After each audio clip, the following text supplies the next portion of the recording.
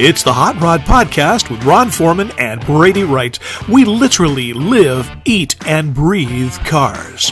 Thanks for joining us on the podcast today. Make sure that you hit the subscribe and the like button, mash the notifications on so that you'll know every time we put a new show together and bring it to you here on YouTube. Time to get going. Let's see what's happening this week. Hey, welcome to the second half of our interview with Ratrod Richardson at his new place in northern Idaho. Let's get back to the show. Right, so and I was going to talk about Kevin. When the first RSC Challenge happened, Kevin and I had been doing some things on the old podcast, on the Horsepower Chrome and Rust podcast, and he talked to me about this $1,000 4,000 mile or $4,000 1,000 mile challenge, right? So we said, well, that'd be kind of cool. We'll do updates on the build and the actual cruise on the podcast. So every month or so, we'd call him up and see, so what's going on, how's it going, who's building what. So that's how a lot of the, you and Gary and Phil and the rest of those guys, I mean, we knew Phil from before. Right. But, and I had met Kevin, but that's how a lot of that stuff got started for us, because we ended up promoting a bunch of it. Well, then when you did the first one and then you expanded the next year, every year it went by, and it's like, okay, now it's got a life of its own. It does. And that's pretty cool. People ask me now and then, are you part of the podcast that used to do the Ratrod Challenge? I said, well, yeah. I mean, it's funny how people who do cars end up kind of gravitating together, regardless of what part of it you have. Because, if people say, well, so where are those guys? Well, most of them are vaguely my neighbors. I mean, we're within 150 miles of each other, probably, except, me now moving over here. But it's funny how that stuff grows. It gets a life of its own. It does. And that's the thing. Like I tell people, either you like rusty cars, I have all rusty, shiny, tall, big, full guys. If you're a car guy, you're a car guy. No matter what you like, what you don't like. Like-minded people tend to stay together. And a lot of people are like, well, I don't like rat rods. And that's totally cool. I mean, I have nothing on. I like all the cool stuff. There's some cars I'll walk by and I give a second chance. It's not me. Or somebody else will walk by and like, oh, that thing is so bad. Oh, yeah. I said, that's what makes car people what we are. Sure. Because you have different strokes for different folks. Exactly. Rat rods are just what I fell in love with a long time ago, because if you look at a rat rod versus not a car, but as a piece of art, because it is a piece of art. There you go. It's the individual's expression of themselves. Exactly. It's like looking at a painting on a wall. Yes. Some of the richest $1 million paintings is a piece of, somebody threw this at and said it's a piece of art and signed it. There's some people that, that's garbage, and you walk by and something else. Yeah. And that's what I literally fell in love with. I can take something, many different rigs, build something that I think is cool. Sure. And people think it's cool, or they don't. Or they don't. That's what I truly love about rat rods and the old jalopies. Sure. From the eras before us. Rat rods, jalopies, hot rods. They're of the same caliber. It's all a different version of the same thing. And I've told people this before. In fact, Rob and I were talking about this on the way up.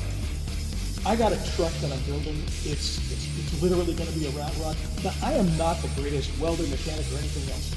I've built a lot of things in my background, but I actually had never built a car from the ground up.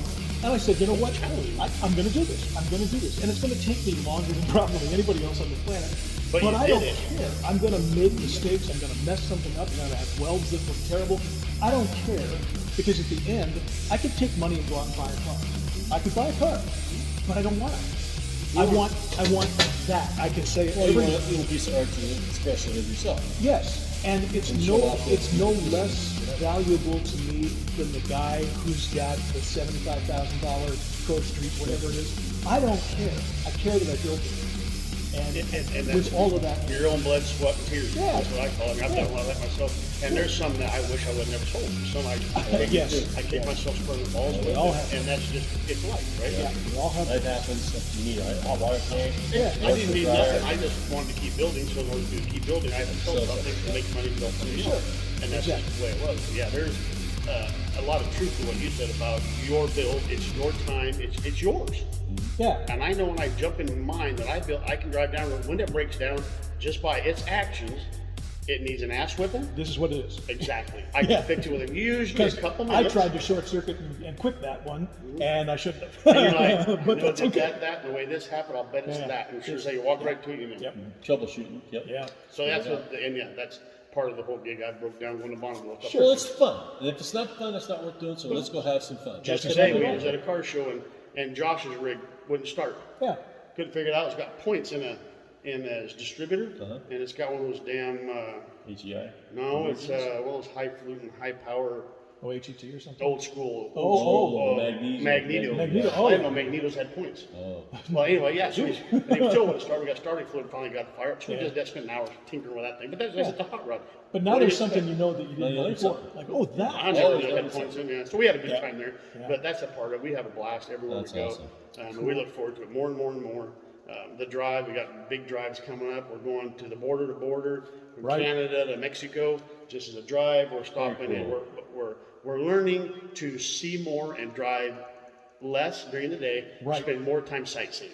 Versus just and that's doing the half the miles. fun. Yeah, that's a cruise is a cruise, but it's also a vacation. It's an experience. It's a drive. Like there's stuff to see. Well, this but will if you're be just blowing by at night, long trip because we want to stop and see. Yes. We're going to what's the place in Utah the big park everybody goes to?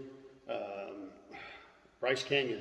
Oh, right. Yeah, Bryce. We're making that a whole day trip. Sure. So on our trip, that's a whole day. Yeah. So these trips have become more sightseeing trips along with driving your jalopy. Well, because that's half the fun. That's half the fun. And that's where we've really grown a lot in that part. And it's amazing how many people have built enough cars to be able to drive that far dependably. Yeah. I remember when we first started doing this, holy cow. Broke down. Sketchy. Well, people broke down here. Yeah. You get a crew of 10, 15 people.